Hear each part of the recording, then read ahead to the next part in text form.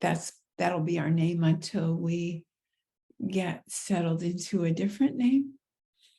But I think it's fine for now to talk about topics that I think are very alive in our community and alive for me, because I don't think I could talk about something that wasn't also very alive for me. This week is my daughter Melissa's birthday, the daughter that passed in 2018, January. And her birthday is Wednesday, August 9th. And I live every day in a way for her, the best I can. It helps me extend my boundaries. It helps me extend my heart. It helps me just extend and open. And the topic for today, I wanted to be about polarities, up and down, in and out, success and failure, thin and fat, money and poor. We live from all these polarities, smart and stupid. When we're young, we say those very basic words, pretty and ugly, good and bad. And that's what we're taught. We may not be taught with such crude words. Maybe the words were more elegant, like, did you try your best? I heard somebody say that the other day, and that really sounds pretty okay. Try your best. What's wrong with trying your best? That sounds like a good motto. And yet, what if this isn't the biggest thing in my priority list? I'm a child. Maybe I'm dabbling in this and I'm dabbling in that. Maybe I've already played soccer or gone swimming or rode my bike with my friends. And then I try something. Does everything have to be full out? And if I hear that, always try your best, I'm going to turn on myself and say, you could have done better. But I was just playing with something. And maybe I wasn't that fascinated by it, or it didn't rock my boat. Isn't it okay to just hang with something, fool around, and not try your best? So we're really here to start being more curious about the things that we say to ourselves as well as to other people, so that we can have less psychological suffering, less imprisonment from our own thoughts and feelings, and more openings to the contentment in life. Now, you may be wondering, where is this contentment? And in order for me to talk about polarities, I realized the only way I know to do it, besides using a lot of words and being conceptual, is to give you an experience of oneness and a direct experience. I'm not going to share a video that, like I did in my glimpses class this morning. So if you, actually the video didn't work, but we spent the whole maybe half hour, 45 minutes. Glimpses is a free class, so you can sign up on the website and get the replays. But it was 8/7, the 7th of August, that we talked about oneness. And we talked about polarities. And we talked about these two women, Holly and Kim. When Holly's son was about to leave this world, he was passing on.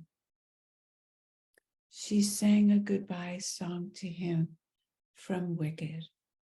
Millions, not millions, thousands of miles away lived Kim from Holly, who lived in New York. Kim lived in Eugene, Oregon. When her son received Holly's son's heart, she sang that very same song from Wicked. Can't really explain that. You could say it's a coincidence, but that's some coincidence. And are there really coincidences? This world seems to have weather, and the weather is orchestrated.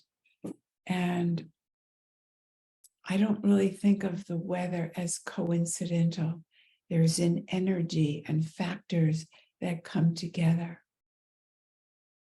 Now, if we drop into this experience of the women, many years later, they get together and they find out about this song, and they become, of course, incredible friends.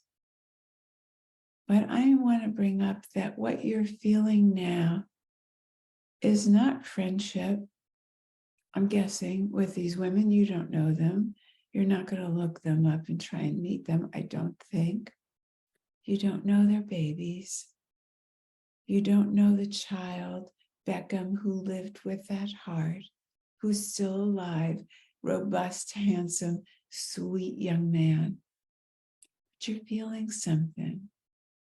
And let me ask you, are you feeling like your personality, your usual self, or are you just connected to the story, connected to life, connected to the sadness, but also the joy, just connected and maybe expanded from your usual me self, where you, just like everyone else, examine everything that happens from your point of view.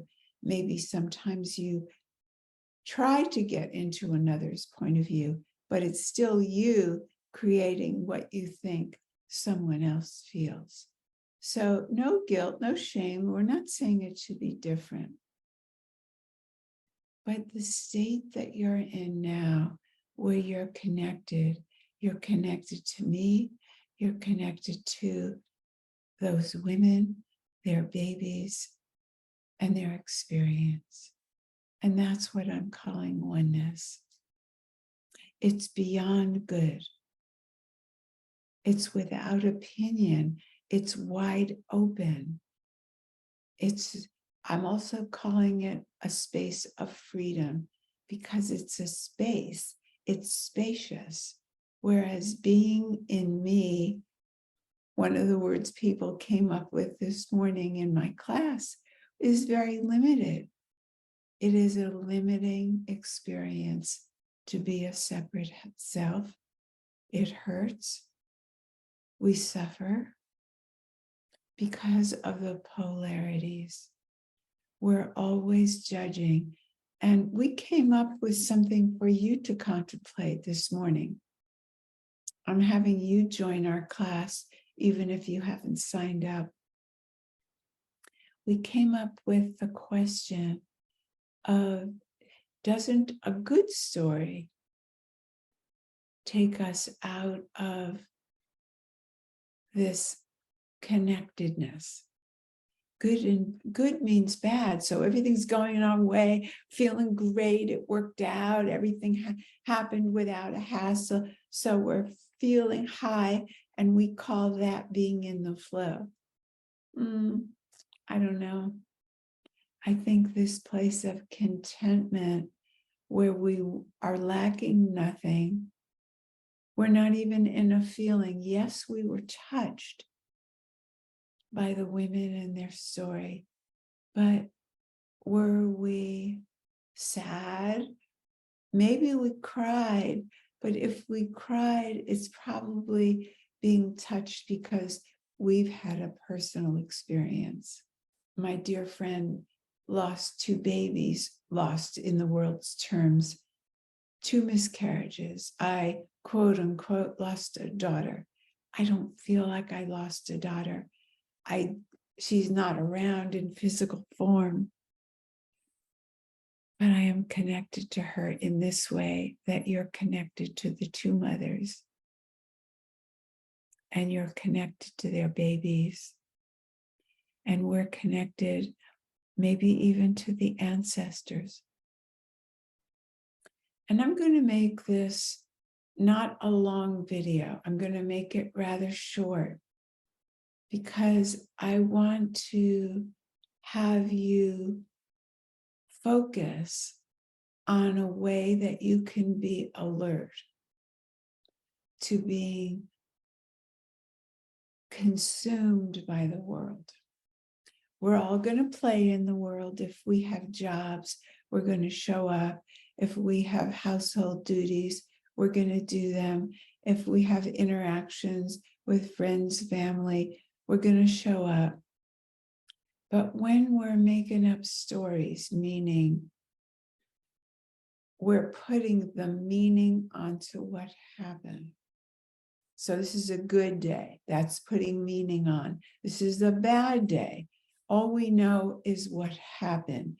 The minute we add to it with meaning, we're going to start the loops that I've begun talking about in my prior videos. When I said add to the first thought, that's what starts the loop. And then the loop is usually a story. So this is an extension of what I've said before. We have what happened. The baby is not going to live. The mother could be saying, this is the worst day of my life. She could be saying, hallelujah, I get to share his beautiful heart with someone else. We're not trying to be positive. If you try to be positive, you're also going to be negative. That's the gift of understanding and recognizing polarities. Does that make sense? You can't have the ball go up and not go down.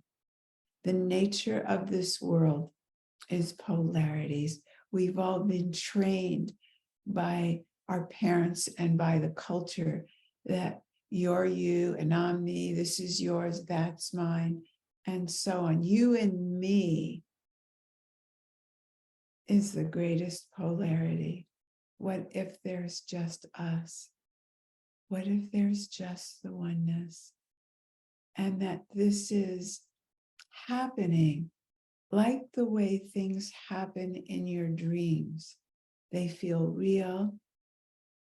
We have a body that is organic and will have a life, and we're alive, but we don't have to have it the way we've told the story, that we're separate beings. That's just what we've been taught. Maybe we're connected like the redwoods underneath, where you can't tell which is which tree or how old any of them are because they're all interwoven. And maybe that's us. Which you choose is going to determine how much contentment you have in life. If you see, I was going to bring up free will, and maybe I will for the next meeting. If you see yourself as having 100% free will, you will suffer a great deal.